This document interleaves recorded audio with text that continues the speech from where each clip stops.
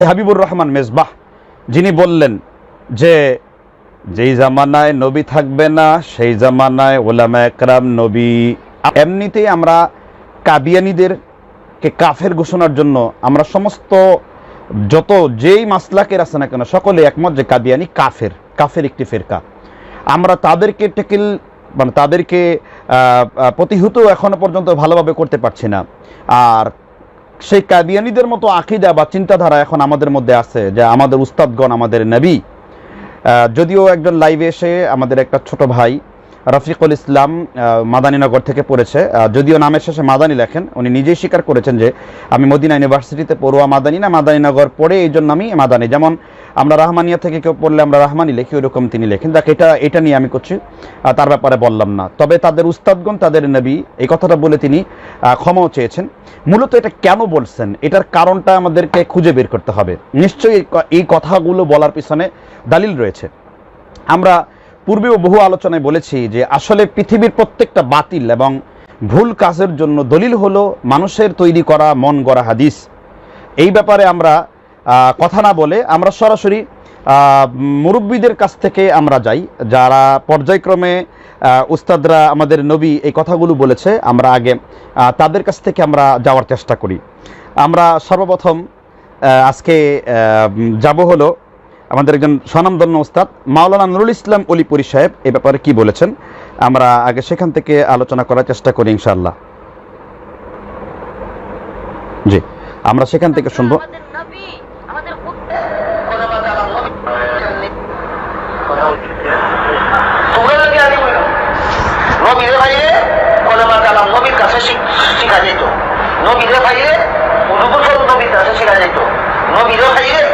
নমাজ বলতে কি নবীর কাছে শেখা যেত?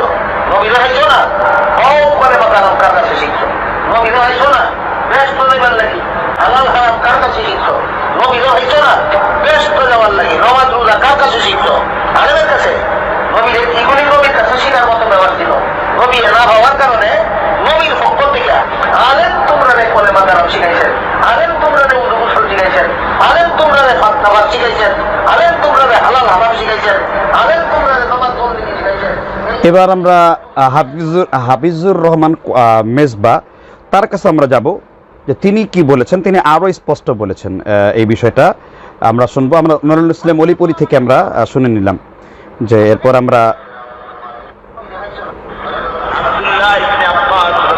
আপনারা শুনতে পাচ্ছেন আব্দুল্লাহ ইবনে আব্বাসের দলিল।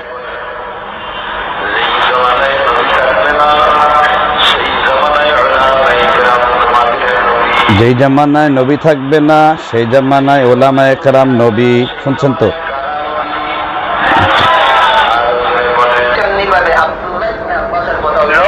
আবার অলিপুরি সাহেব আবার বলছে আব্দুল্লাহ ইবনে আব্বাস। আচ্ছা, এবার আমাদের ছোট হুজুর আমাদের কোরআন হাদিস আমাদের কি শিক্ষা দিয়েছে? আমরা আন্দোলন করব, প্রতিবাদ করব। আপনি ছাত্র আন্দোলন দেখেন, উই ওয়ান্ট জাস্টিস বলে যখন রাজপথে ছাত্র আন্দোলন করবে। এখন আমরা কথা বলবো ইনশাআল্লাহ, আমরা এই বিষয়টা নিয়ে আপনাদের সামনে উপস্থাপন করার চেষ্টা করব ইনশাআল্লাহ। তো শুনলেন সর্বপ্রথম মাওলানা নুরুল ইসলাম অলিপুরি, তিনি আমাদের বাংলাদেশের মুনজিরে জামান হিসেবে বিখ্যাত এবং কওমি আলেমদের একজন শিরতাজ উলামায়ে একরাম বলে তিনি প্রসিদ্ধ। তিনি শুনলেন ইবনে আব্বাস রাদিয়াল্লাহু তাআলা আনহু তিনি বলেছেন যে নিঃসন্দেহে যেই জামানায় নবী থাকবে না সেই জামানায় উলামায়ে একরাম নবী। কার কথা বলছে? ইবনে আব্বাস রাদিয়াল্লাহু তাআলা আনহুর কথা বলেছেন।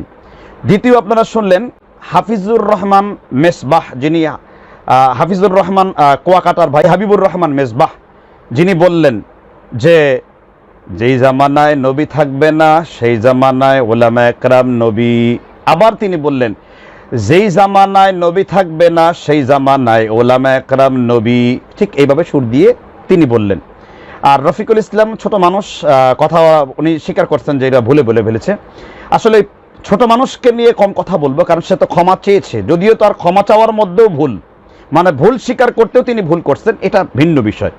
তো এখন আসা যাক যে মাওলানা নুরুল ইসলাম অলিপুরি যে দলিল দিলেন, একজন আলেম মুনজির জামান যদি তিনি হয়ে থাকেন, আমরা স্বীকার করি তিনি আমাদের উস্তাদের উস্তাদ তুল্য একজন বড় আলেম, তার দ্বারা এই দিনের অনেক খেদমত হয়েছে, অনেক শিরক এবং কবর পূজারী, অনেকেই তার সাথে মোনাজারা করে তিনি বেশ কিছু মোনাজারাতে তিনি জয়লাভ করতে পেরেছেন। আলহামদুলিল্লাহ, আহলান সাহলান মারহাবান, এটা ইসলামের জন্য অনেক কল্যাণকর। কিন্তু তার মতো একজন আলেম যদি এই কথাগুলো বলে যে যেই জামানায় নবী থাকবে না সেই জামানায় ওলামায়ে কেরাম নবী, আর আব্দুল্লাহ ইবনে আব্বাস রাদিয়াল্লাহু তাআলা আনহুর দলিল দিয়ে যদি তিনি কথা বলেন, আমি দুঃখের বিষয় লাইভ অনুষ্ঠানের মাধ্যমে আপনাদেরকে একটি দুঃখের বিষয় বলবো যে তারা যে এই জাল হাদিসটা বলছে, সেই জাল হাদিসটাকেও প্রথম কথা হলো এবারত বলে নাই, দ্বিতীয় কথা হলো জাল হাদিসটাকেও জাল করছে। হাদিসটা তো জাল, আমি বলবো কেন জাল, আর এই হাদিসটাকে বলতে যেও হাদিসটা জাল করেছেন আমাদের উস্তাদতুল্য আলেম মাওলানা নুরুল ইসলাম উলিপুরি হাফেজাহুল্লাহ।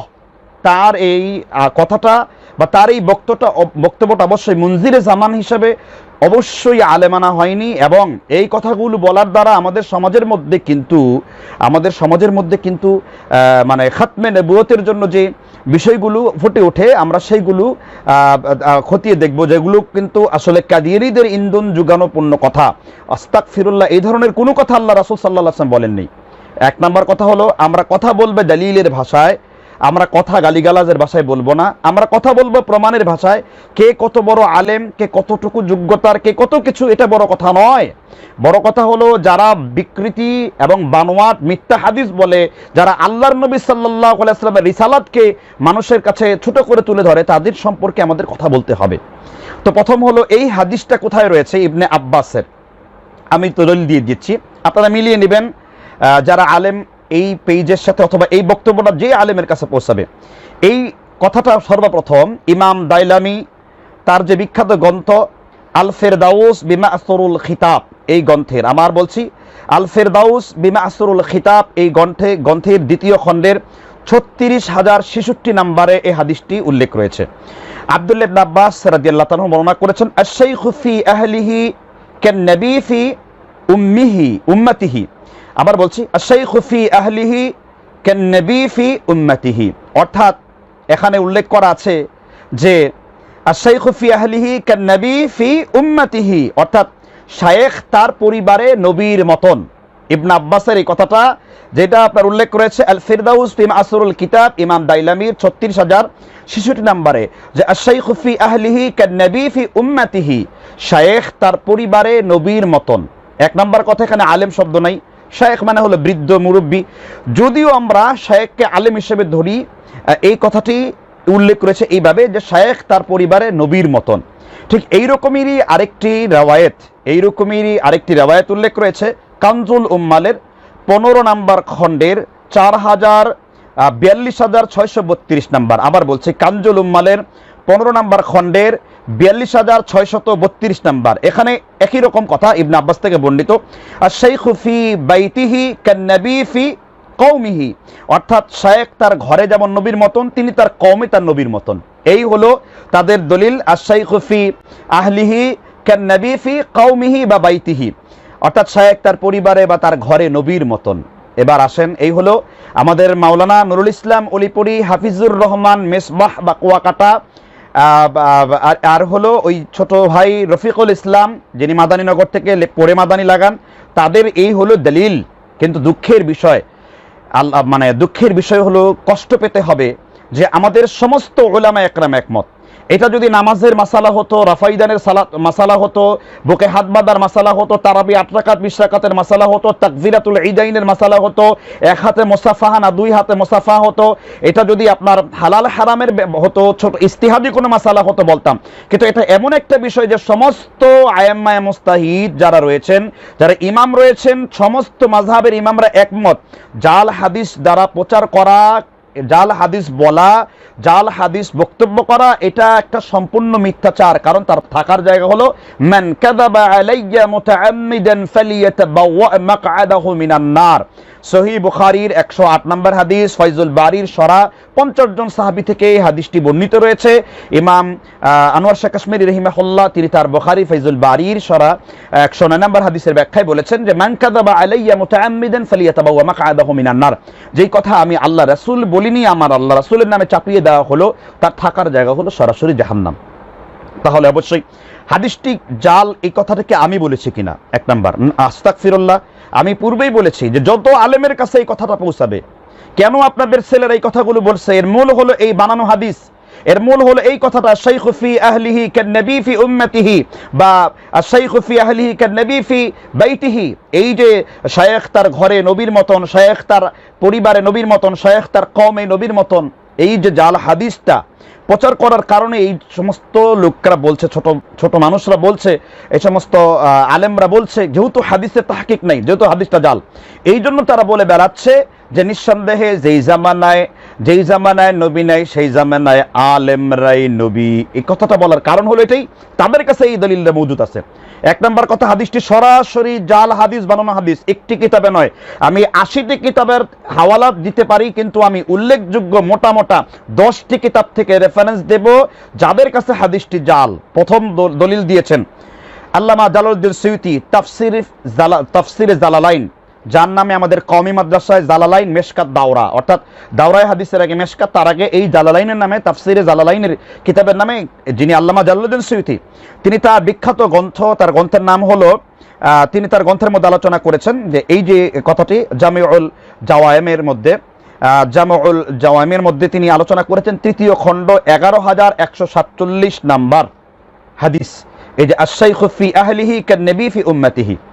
আল্লামা জালালউদ্দিন সুয়ুতি এই হাদিসটি আশ-শাইখু ফি আহলিহি কান-নবী ফি উম্মতিহি, নবী তার পরিবারে, শায়েখ তার পরিবারে নবীর মতন, অথবা শায়েখ তার কওমে নবীর মতন, এই হাদিসটি লেখে ইমাম জালালউদ্দিন সুয়ুতি, আমার কথা না, যিনি সমস্ত আলেমদের কাছে মর্যাদার অধিকারী, যিনি কওমি মাদ্রাসা জালালাইন কিতাব যার নামে লেখা, তিনি মন্তব্য করেছেন যে নিঃসন্দেহে ওয়াকালা ইমাম ইবনুল জাওজি রাহিমাহুল্লাহ, ইমাম ইবনুল জাওজি, যিনি ইমাম ইবনুল কাইয়্যিম আল জাওজি, তিনি বলেছেন যে ফিল মাওযুআত, ইমাম জালালউদ্দিন সুয়ুতি তিনি ইবনুল কাইয়্যিমের তিনি দলিল দিয়ে বলেছেন ফিল মাওদুআত, এই যে হাদিসটি আশ-শাইখু ফি আহলিহি কান-নবী ফি বাইতিহি বা কান-নবী উম্মতিহি, এই যে হাদিসটা পেশ করা হয়, এই হাদিসটি সরাসরি জাল।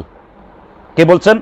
আল্লামা জালালউদ্দিন সুয়ুতি। যদি আমার উস্তাদ আল্লামা নুরুল ইসলাম অলিপুরি হাফিজাহুল্লাহর কানে এই কথাটা পৌঁছে থাকে, যদি কোনো কওমি মাদ্রাসার আলেমদের কানে এই কথাটা পৌঁছে থাকে, যদি কোনো মুহাদ্দিসের কানে এই কথাটা পৌঁছে থাকে, যদি কোনো হানাফি মাযহাবের ফকি যিনি মাকামাতে হারিরি পড়ান, তিরমিজি আউয়াল পড়ান, সানি পড়ান, আবু দাউদ আউয়াল পড়ান, সানি পড়ান, উলুমুল হাদিসের যদি বসুন্ধরার মার্কাজের আলেমদের কাছে পৌঁছে থাকে, অবশ্যই এই কথাগুলো রদ করতে হবে। কেন এই ধরনের জাহিলিয়াত সমাজের মধ্যে চলবে, অথচ হাদিসটা জাল? আমি বলি নাই, কে বলেছেন? আল্লামা জালালউদ্দিন সুয়ুতি রাহমাতুল্লাহ আলাইহি। এবার দ্বিতীয় দলিল, এবার আমি বলি নাই, ইমাম কাজবিনী রহমতুল্লাহ আলাই তার বিখ্যাত গ্রন্থ তাদবিন ফি আহবারে কাজবিন, এই গ্রন্থের তৃতীয় খণ্ডের 95 এবং 96 নাম্বার পৃষ্ঠাতে ইমাম কাজবিনী রহমতুল্লাহ আলাই উল্লেখ করেছেন। আবার বলছি, তাদবিন ফি আহবারে কাজবিন, ইমাম কাজবিনী রহমতুল্লাহ আলাই তৃতীয় খণ্ডের 95 এবং 96 নাম্বার পৃষ্ঠায় বলেছেন, হাদা হাদিসুন মাওদু, এই যে আশ-শাইখু ফি আহলিহি কান-নবী ফি উম্মতিহি, শায়েখ তার পরিবারে নবীর মতন, অথবা শায়েখ তার কওমে নবীর মতন, এই যে হাদিসটি উল্লেখ করেছে ইমাম কাজবিনী রহমতুল্লাহ আলাই তার বিখ্যাত গ্রন্থ তাদবিন ফি আহবারে কাজবিনের মধ্যে তিনি ফতোয়া দিয়েছেন যে হাদা হাদিসুন মাওদু, এই হাদিসটি সরাসরি জাল হাদিস, সরাসরি জাল হাদিস। কে? ইমাম কাজবিনী রহমতুল্লাহ মতে। এখন কি বলবেন? এ কথাটা আমি বলেছি না। এরপরে ইমাম হিব্বান রহমতুল্লাহ আলাই, এবার বিখ্যাত ইমাম হিব্বান, সহিহ ইবনে হিব্বানের লেখক, তিনি তার গ্রন্থ কিতাবুল মাজরুহিন মিনাল মুহাদ্দিসিন, আবার বলছি কিতাবুল মাজরুহিন মিনাল মুহাদ্দিসিন, এই গ্রন্থের প্রথম খণ্ডের 566 নাম্বার পৃষ্ঠায় ইমাম হিব্বান রাহিমাহুল্লাহ বলেছেন, দেখেন আমি কথা বলিনি, যাদের বদলতে আজকে সহিহ যঈফ টিকে রয়েছে, আপনি হাদিস বলবেন আর হাদিসের সনদ বলবেন না, আপনি হাদিস বলবেন আর হাদিসকে ইনিয়ে বিনিয়ে মিথ্যা কথা বলবেন যে আশ-শাইখু ফি আহলিহি কান-নবী ফি উম্মতিহি, আপনি হাদিস বললেন। রাসূল সাল্লাল্লাহু আলাইহি ওয়াসাল্লাম রিসালাতকে এমনিতে তো জাল নবীর যন্ত্রণায় আমরা অস্থির হয়ে আছি, কাদিয়ানি ফেরকা তৈরি করেছে, আর আমাদের আলেমদের থেকে যদি এই ধরনের বক্তব্যগুলো সমাজের মধ্যে আসে, মসজিদের মিম্বারের মধ্যে আসে, মাইকের মধ্যে আসে, দর্সের মধ্যে আসে, তাফসীরের মধ্যে আসে, তাহলে এই দুঃখ আমরা কোথায় রাখি? এই দুঃখ রাখবার কোনো জায়গা নেই। ইমাম হিব্বান রহমাতুল্লাহ আলাইহি স্পষ্ট করে বলেছেন এই হাদিস সম্পর্কে, আর শাইখু ফি আহলিহি কান নবী ফি উম্মতিহি, ইবনে আব্বাস থেকে বর্ণিত যে শায়খ তার পরিবারে নবীর মতন বা শায়খ তার কওমে নবীর মতন। তিনি বলছেন, স্পষ্ট করে শুনুন, ইবনে হিব্বান তার কিতাবুল মাজরুহিন মিনাল মুহাদ্দিসিনের প্রথম খণ্ডের 566 নম্বর পৃষ্ঠায় তিনি বলেছেন, লা ইয়াহিল্লু যিকরু হাদিসিহি, এই হাদিসের যিকর মানে হাদিস দিয়ে যিকর অর্থাৎ এই হাদিস দিয়ে দলিল গ্রহণ করা, লা ইয়াহিল্লু হালাল নয় কোন ফকির জন্য, হালাল নয় কোন মুহাদ্দিসের জন্য, হালাল নয় কোন বক্তার জন্য, হালাল নয় কোন মনজির জামানের জন্য। আমি কি করে আপনাদেরকে বুঝাই এই কথাটা, আমি কি করে আপনাদেরকে বুঝাই? আমি আসলে কথাটা আবেগ আপ্লুপ্ত। আমরা নবী রাসূল সাল্লাল্লাহু আলাইহি ওয়াসাল্লাম যেন বলেছেন, আনা খাতামুন নবিয়্যিন, আমি তোমাদের মধ্যে শেষ নবী, লা নাবিয়্যা বা'দি, আমার পরে কোন নবী আসবে না। বুখারী মুসলিমের হাদিস, যেখানে সূরা আহজাবের 40 নম্বর আয়াতে আল্লাহ বলছেন, মা কানা লিন, আল্লাহ তাআলা বলছেন যে নিঃসন্দেহে মুহাম্মদ সাল্লাল্লাহু আলাইহি সাল্লাম তোমাদের মধ্যে ওয়ালাকি রাসূলুল্লাহ ওয়া খাতামান নাবিয়্যিন, মা কানা মুহাম্মাদুন আবা আহাদিম মির রিজালিকুম ওয়ালাকি রাসূলুল্লাহ ওয়া খাতামান নাবিয়্যিন, নিঃসন্দেহে মুহাম্মদ সাল্লাল্লাহু আলাইহি সাল্লাম কোন পুরুষের পিতা নন, তিনি আল্লাহর প্রেরিত শেষ নবী, খাতমে নবুয়তের সিলমোহর তাকে মারা হয়েছে। যেখানে আল্লাহ রাসূল তিরমিজিতে বলছে শুধু ওমর সম্পর্কে একটি উক্তি, যে আমার পরে কেউ যদি নবী হতো সে হতো ওমর। তিরমিজিতে শুধু হাসান শব্দে এই হাদিসটি রয়েছে, হাদিস সহিহ। ইমাম তিরমিজি বলেছেন হাদা হাদিসুন হাসানুন সহিহ, হাদিসটি হাসান। তাহলে ইমাম হিব্বানের মতে এই হাদিস দিয়ে বক্তব্য করা, লা ইয়াহিল্লু যিকরি হাদিসিহি, এই হাদিস দিয়ে জিকর গ্রহণ করা, দলিল গ্রহণ করা, বক্তব্য দেওয়া, বলা, কথা বলা, লিখা হারাম। এই আশ-শাইখু ফি আহলিহি কান নবী ফি উম্মতিহি। তাহলে আমি বলতে চাই আমাদের, তাহলে নুরুল ইসলাম অলিপুরি সাহেব এই কথাগুলো বলার কারণ আজকে ছোট বাচ্চারা বলতেছে আমাদের উস্তাদ আমাদের নবী, আমাদের উস্তাদরা আমাদের নবী। কেন? কোরআনে কি আল্লাহ তাআলা আলেমদের মর্যাদা বর্ণনা করেননি? রাসূল সাল্লাল্লাহু আলাইহি ওয়াসাল্লাম কে বুখারীতে 159 নম্বর হাদিস কিতাবুল ইলমে বলেন নাই, মা ইউরিদিল্লাহু বিহি খায়রান ইউফাক্কিহু ফিদ্দিন ওয়া ইন্নামা আনা কাসিমুন আল্লাহু ইউতি, আল্লাহ যার কল্যাণ চান, আল্লাহ যার মঙ্গল চান, আল্লাহ যার ভালাই চান, তাকেই দ্বীনের ব্যাপারে সুস্পষ্ট জ্ঞান দান করেন। মহান আল্লাহ সুবহানাহু ওয়া তাআলা কি বলেননি, ইন্নামা ইয়াখশাল্লাহা মিন ইবাদিহিল উলামা, নিঃসন্দেহে আমি আল্লাহকে সবথেকে বেশি ভয় করে আলেম। আল্লাহ সুবহানাহু ওয়া তাআলা কি বলেননি সূরা ইমরানের 18 নম্বর আয়াতে, উলুল ইলমি দারাজাত, আমি আলেমদেরকে সবথেকে উচ্চ মর্যাদা দান করেছি। আল্লাহ রাসূল কি বলেননি সহিহ বুখারী, সহিহ তিরমিজি তারগীব ও তারহিবের 1208 নম্বর হাদিস, ইন্নাদ দুনিয়া মালউনাতুন মালউনুন মা ফিহা, দুনিয়া অভিশপ্ত, দুনিয়ার সমস্ত কিছু অভিশপ্ত, অভিশপ্ত নয় আলেম এবং যারা ইলম অর্জন করে তারা। রাসূল কি তিরমিজির 40 নম্বর হাদিসে বলেননি কথা, মান সালাকা তারিকান ইয়ালতামিসু ফিহি ইলমান সাহালা লাহু তারিকুন ইলাল জান্নাতি, যখন হাদিস কোরআন শিখাবার জন্য একটা ছাত্র তলবে ইলম যখন তার পাকে রাস্তায় প্রসারিত করে, আল্লাহ তার জন্য জান্নাতকে প্রসারিত করে দেন। আল্লাহ এত আলেমদের ফজিলত থাকতে, এত আলেমদের ব্যাপারে হাজার হাজার আয়াত থাকতে, হাজার হাজার লক্ষ লক্ষ হাদিস থাকতে, মানে কিতাবুল ইলম প্রত্যেকটা অধ্যায়ে আলেমদের মর্যাদা আছে। সমুদ্রের মাছ পর্যন্ত আলেমের জন্য দোয়া করে, ছোট পিপিলিকা একজন আলেমের জন্য দোয়া করে। এত সংখ্যক সহিহ হাদিস থাকতে আর শাইখু ফি আহলিহি কান নবী ফি উম্মতিহি, এই মিথ্যা হাদিস আমরা বলবো কেন? এই মিথ্যা হাদিস শোনাবো কেন? এই সমস্ত জাল এবং হাদিসের কারণে এই সমস্ত ছেলেরা উস্তাদের কাছ থেকে শুনে শুনে মাঠে ঘাটে এই সমস্ত জাল হাদিস বয়ান করছে। সুতরাং সাবধান হন, খেয়ানত থেকে নিজেকে বাঁচিয়ে রাখুন, রিসালাতের কথা চিন্তা করুন, আল্লাহকে ভয় করুন। কে কত বড় আলেম, কে কত ছোট আলেম, এটা বড় কথা নয়। বড় কথা হলো আমি যে দলিলগুলো দিচ্ছি এটা সহিহ কিনা, আমি যে কথাগুলো বলছি এটা সহিহ কিনা, আমি যে কথাগুলো দলিল দিচ্ছি কিতাবাদি থেকে, হাদিসের রিজাল শাস্ত্রের গ্রন্থ থেকে, ইমামগণের উক্তি থেকে, যারা হাদিস বিজ্ঞানী তাদের মত থেকে।